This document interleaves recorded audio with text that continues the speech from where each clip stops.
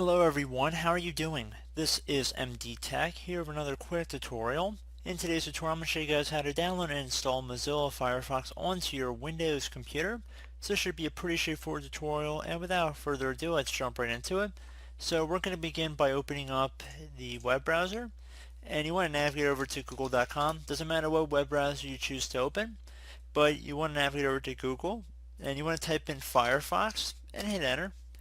One of the best matches should be from a mozilla.org domain, and you want to just left click on the best link to select it.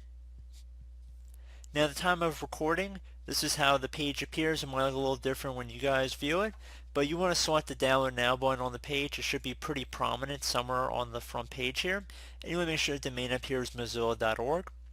Left click on the download now button.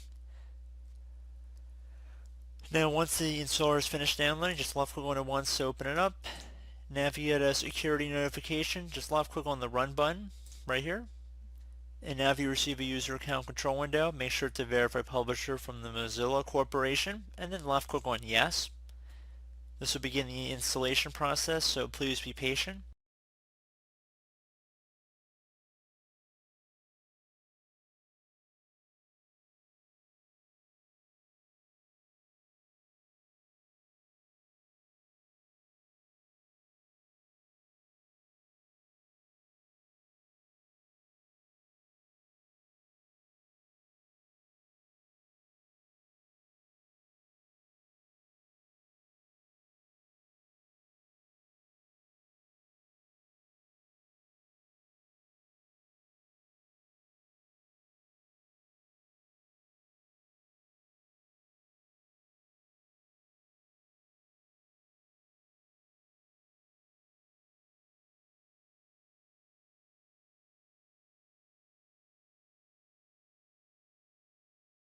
And once it's done, you can set it to your default browser if you choose, but that's completely optional.